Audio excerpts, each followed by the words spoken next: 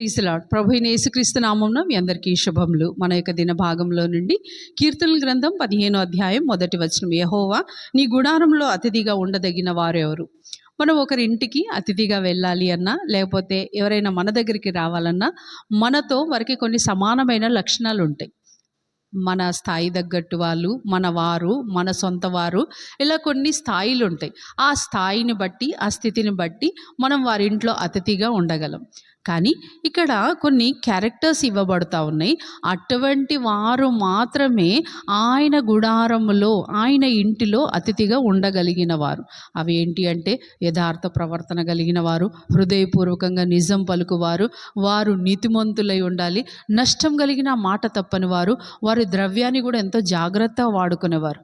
ఇలాంటి క్యారెక్టర్స్ మనం ముందుకు వచ్చినప్పుడు మనకి ఎవ్వరు గుర్తురారు. అలాంటి మనుషులు ఎవరు ఉండరు అసలు. ఏదైనా కష్టంతో 1, 2 మ్యాచ్ అవుతాయి తప్ప మిగతాది ఏది మ్యాచ్ అవ్వవు. కానీ ఈ అన్ని క్యారెక్టర్స్ అట్రిబ్యూట్స్ కలిగిన వారు ఏకైక వారు ఉన్నారు అంటే మన ప్రభు అయిన యేసుక్రీస్తు వారే. ఆయన ప్రతిదీ, ఆయన క్యారెక్టర్ని చూసుకున్నట్లయితే ఈ కీర్తనలో ఒక్కొక్క మాట ఆయనకే మ్యాచ్ అవుతాయి. అటువంటి వారి దగ్గర మనం ఉండగలమా? ఒక యజమానుడు అంత పవిత్రత కలిగిన వారు, ఆయన దగ్గర ప్రతిదీ నిజము, అబద్ధం అనేదే ఉండదు. ఆయన దగ్గర ప్రతిదీ క్షేమకరమైంది, మంచిదే ఉన్నప్పుడు మనము అలాగానే ఉండాలి. అలా లేకపోతే మనం ఆయన దగ్గర ఉండలేం. కానీ ఇక్కడ మేము టీచర్ ట్రైనింగ్ చేసేటప్పుడు మాకు ట్రైనింగ్లో ఒక మెయిన్ విషయం చెప్తారు. పిల్లవాడి యొక్క స్టాండర్డ్స్ని బట్టి మన బోధను మార్చుకుంటూ ఉండాలి. ఇక్కడ దేవుడి విషయంలో మనం చూసుకున్నట్లయితే ప్రభు యొక్క స్టాండర్డ్స్ ఈ కీర్తన అంతా చెప్తుంది.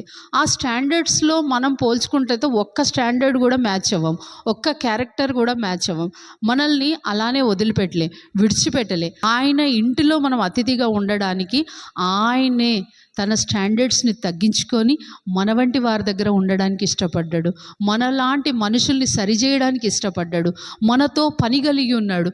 మనలాంటి ఒక క్యారెక్టర్ని పట్టుకొని ఎలా సరిచేస్తే నా ఇంటిలో ఈమె ఉండగలదు, ఈ అతిథిగా ఉండగలదు, ఒక విలువతో ఉండగలదు, ఒక పవిత్రతతో ఉండగలదు అని తను మనలో పని కలిగి ఉన్నాడు. ఒక వ్యవసాయకుడు తన పంట పండే విషయంలో ఎంత జాగ్రత్త ఉంటాడో అంతకంటే బహు జాగ్రత్త కలిగి ప్రతి విషయాన్ని ఆయన నీ తట్టు చూసి నిన్ను సరిచేసుకుంటూ, నిన్ను మంచిగా చేసుకుంటూ ఆయన నిన్ను తన ఇంటిలో అతిథిగా ఉంచడానికి ఇష్టపడుతుండు.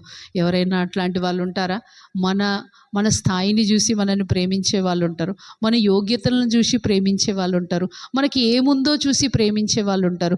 ఏది లేదంటే కనీసం ఇంటికి కూడా పిలిచేవారు ఉండరు. ఒక్కొక్కసారి ఇంటికి పిలిచిన వాళ్ళు కూడా తలుపులు మూసివేసుకొని వెళ్ళిపోతారు. అట్టి మనుషులు మన ఎదురుగా ఉన్నారు.